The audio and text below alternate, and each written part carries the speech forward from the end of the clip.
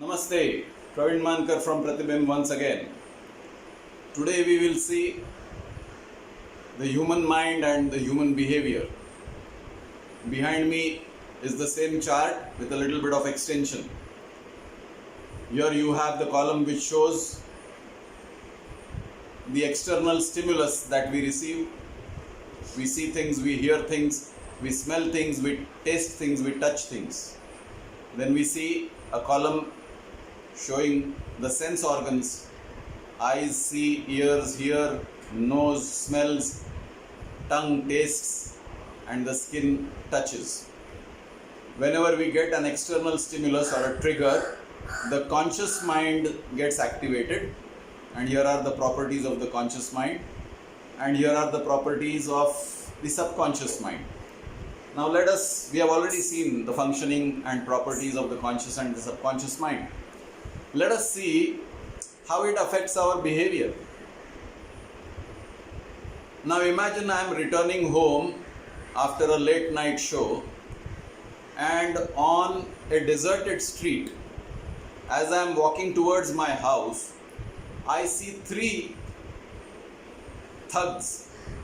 At least by appearance they are thugs, as we would say gundas or mawalis, walking menacingly towards me.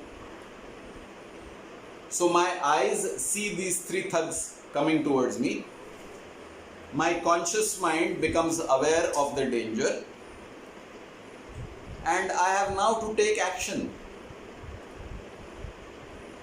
I can either fight them if they act funny with me, or even before they act funny with me, I can run away. So I have two choices: flight or fight.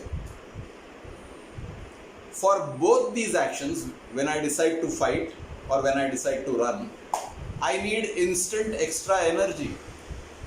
So where will I get this instant extra energy? This instant extra energy comes to me through the body chemistry. Whenever there is a mental situation of stress, my body responds by releasing a hormone called adrenaline. That adrenaline affects my heart starts pumping faster, and extra quantity of blood is sent to my muscles in the same time. So if I am ready to fight, extra blood, extra strength in my arms, I am ready to fight. If I am ready to run away, extra strength, extra energy in my legs, and I am running away. So response to stress or response in face of fear is fight or flight, governed by my body chemistry, and in this case it is adrenaline.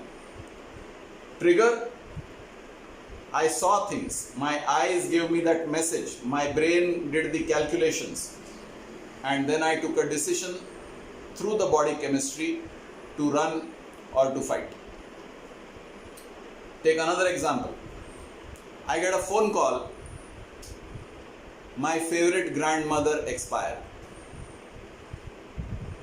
I am so attached to her that as soon as I hear this news, my eyes fill up and I start weeping. So what happened here? My physical ear heard the news, my favorite grandmother expired. My brain started analyzing the news, and I immediately calculated, oh my God, I have lost somebody who is precious.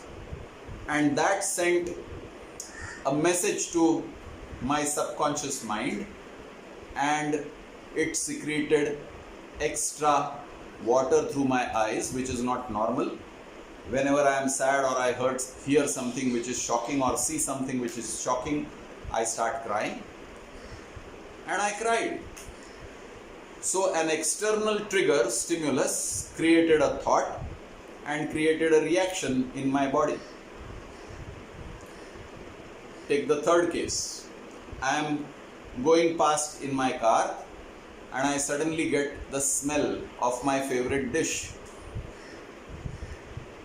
Freshly fried potato chips or wafers. And I love them so much that instantly my mouth starts watering. So here is an external stimulus through my nose, gives me the analysis in my conscious mind, and it triggers a chemical reaction in my body. My body produces a specialized chemical called saliva in my mouth. So you will make this connection that an external trigger affects my thinking process. My thinking process targets my subconscious mind. My subconscious mind gives the message, and my body chemistry produces the reaction. So my expressions in life are because of the body chemistry. I decided to fight, that is my expression. I decided to run away, that is my expression. I started crying, that is my expression.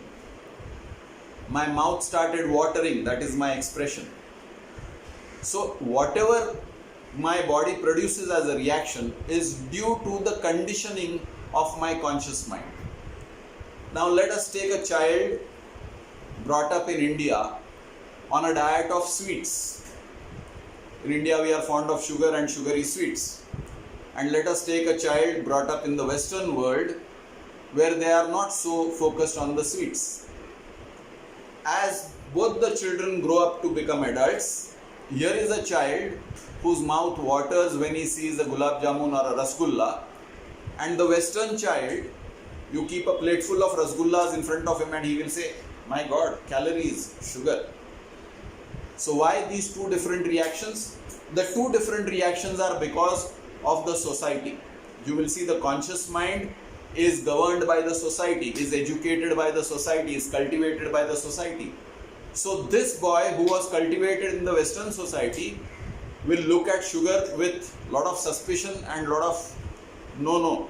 And this boy who is cultivated in the Indian environment will love the sugar and he will say, oh, I like it. So this is how your life is governed by the society in which you are born and brought up. That example of fear which I gave, fear is planted in our minds by the society in which we are born. Look at the famous example of the Indian society. Beta so ja nahi to Gabbar Singh aa jayega. This fear has been planted in that child's mind right from his infancy. At every stage some fear has been put. Do this or this will happen. And he grows up into an adult fearful of things. So if you have understood this mechanism of human behavior, now we can talk more about how meditation will help. Look out for my next video. Thanks for watching.